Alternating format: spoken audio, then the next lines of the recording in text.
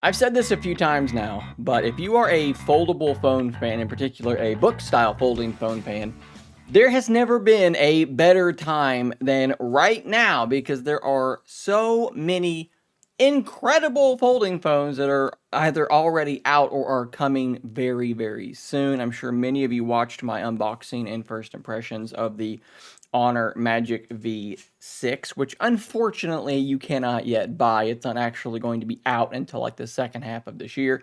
The Oppo Find N6 is coming as well. The Z Fold 7 is still a great folding phone in its own right, one of my favorites even now. And of course, Google has the Pixel Fold coming. But ladies and gentlemen, there is one foldable right now that is standing out for me as the one that I am personally the most excited for. Now, I do have to give one small caveat. I am restricting this to folding phones that we have confirmation are coming, right? So if the Galaxy Z Fold 8 Passport version, the wide fold, once that is truly confirmed, it might be number one. But for right now, we're only talking about things that we know are coming. And there is, like I said, one that sort of stands above the rest for me. And that phone is the Moto Razr Fold. We just got a whole bunch of new information about this device, and I'm going to kind of tell you why I am so excited about this phone.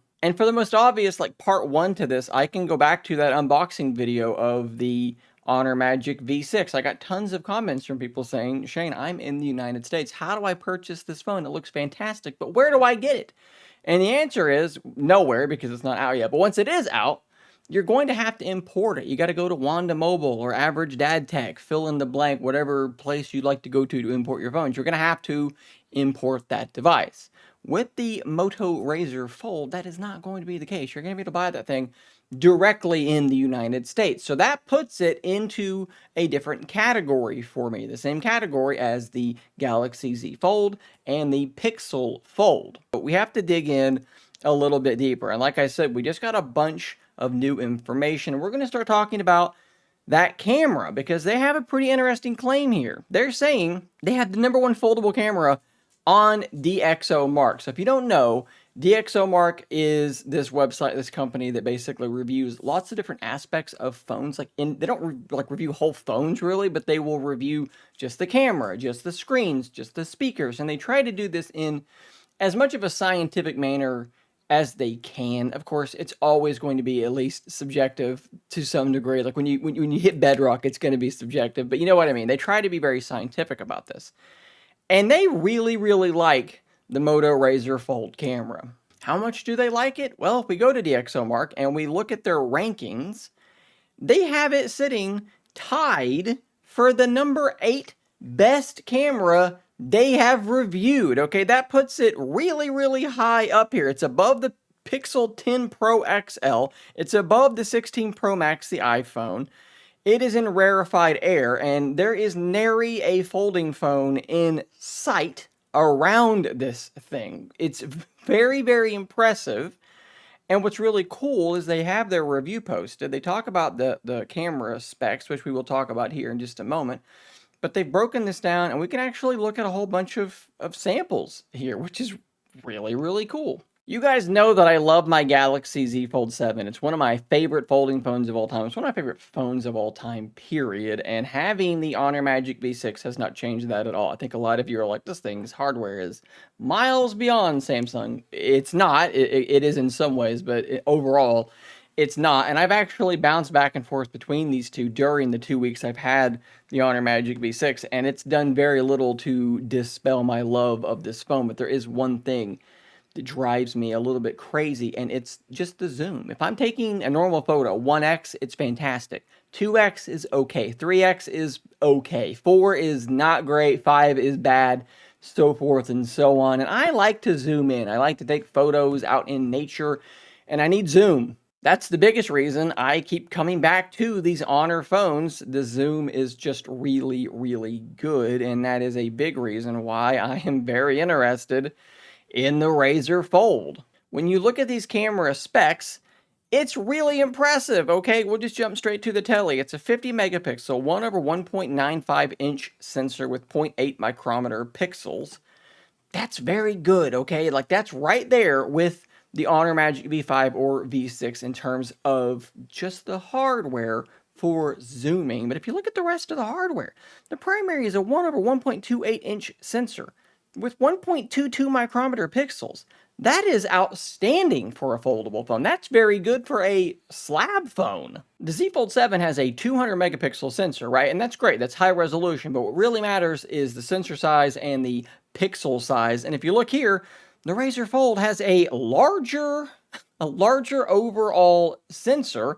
And yes, since this is, so high resolution, it's 0.6 micrometers instead of whatever I just said it was, 1.22 micrometers. But we can do the math for binning here. So for a 50 megapixel sensor, they're probably just going to be doing a simple 4x1 binning. So this would turn 1.2 micrometer pixels into 2.44 micrometer pixels. If we come back to the Galaxy phone, this is likely to be using, I think it is confirmed to be using 16x1 binning, and that would turn 0.6 micrometer pixels into 2.4 micrometer pixels.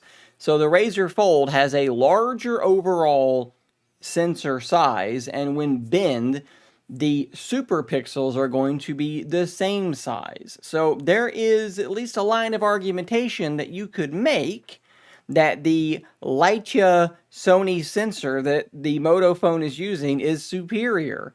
The ultra-wide is solid as well. It's 1 over 2.76 inches. That's a pretty good size sensor for an ultra-wide. But look, we actually, we have to look at more than just the hardware, okay? The software makes a really big difference. But when you start looking at that, it looks pretty darn good too. And this is perfect because we have the Razr Fold, the Magic V5, and the Z Fold 7 right here, and they're using 3x zoom, and they have cropped in, and you can see for yourself the difference in the quality between these three. We'll zoom way in, and you can see the Razr Fold is resolving considerably more detail than what we have on the Z Fold 7, and it might be better than the Magic V5 as well. This is very impressive. And when you look at low light, it is an absolute massacre. The Z Fold 7, this is something I've complained about. When the lighting gets a little bit rough, look how noisy this is. I mean, it just looks bad. It's struggling. The V5 looks, I think, quite good. There's a little bit of some smearing, maybe, some issues with the photographer moving a little bit. But the Razr Fold looks far and away the best to me. There's just not a lot of that noise. There's not a lot of smearing. Again, this is all, I think, very, very encouraging. You've got great hardware, and Motorola has been improving their processing a lot. The Moto Signature also did very well, and I'm pretty sure it's like the exact same camera setup. So you could just go watch a Moto Signature review and see the camera portion, and that would get you to the same place. It's probably be exactly that. And that's a very good thing. But there's more than just that. They're packing in a 6,000 milliamp hour silicon carbon battery with 80 watt charging. Okay, is that the 6,660 battery that is in the V6? No, but it's still massive and it is still charging very, very fast. That's well beyond the Z Fold. That is well beyond the Pixel Fold. We've got an 8.1 inch inner screen, so that's very, very large. They're claiming it's a 6200 nits of peak brightness screen. That's not the global brightness. We need to see how bright it actually is. Take it outside, try to use it in the sun and see what it actually looks like. But we'll see on that one. It's 4.6 millimeters thick when open, which is still quite thin. It's not quite Z Fold 7, but I think it's absolutely fine. I think that it is a little bit heavier. I think it's like 240-ish grams or something like that, which is definitely more than the Z Fold 7, but it's not super brick-like. If we've been okay with the Pixel Fold, we'll be fine with this. One place people might not be super excited, but I think is actually a really good idea to bring down the price, and it's not going to matter, is that rather than using the Snapdragon 8 Elite Gen 5, it's just the regular Gen 5. So it's like a slightly slower processor than what you might have on some of these other foldables. But again, that's going to help them lower the price. And in normal day-to-day use, all these phones are so ridiculously overpowered. This just isn't going to matter. So I'm actually really into this idea. And of course, they're going to have a pin as well. They're going to have their own stylus. So if you are a Z Fold user and you didn't go with the 7 because there's no pin, This could be a really, really good solution for you. And we've seen that Motorola has been using a stylus with some of their other slab phones for a while. They've been building out their software solutions for that. So we know that they know what they're doing here with the pen. Speaking of other, Samsung things, Moto Ready 4 is, I think, pretty inarguably like the closest thing to Samsung DeX. That should be there as well. So a full, like, pretty darn solid desktop mode is going to be there. Like, you see how the longer I go, the more I kind of lay things out, the more obvious it is why I'm so excited for this phone. One of my favorite phones of all time was the Moto X. I wish I still had it, but the battery started to swell and it ended up having to go away. But I really loved that phone. The like chopping to turn on the flashlight or the twist to turn on the camera. I love that stuff. And it's been a long time. It's been too long since I've used a Moto phone. They've always had such sort of a quirky thing going on. Their current phones kind of look Pixel-esque because they're not doing some heavy reskinning of Android, so it just looks like Material 3, and that is very, very cool. So when I look at the Moto Razr Fold, I see a phone with a UI that looks a bit like a Pixel, with a bunch of cool little features added on top, with a great camera system, with a giant battery, a giant screen, fast charging. It's coming out in the US, and it's probably going to be cheaper than the other two. What more do you want from a folding phone, guys?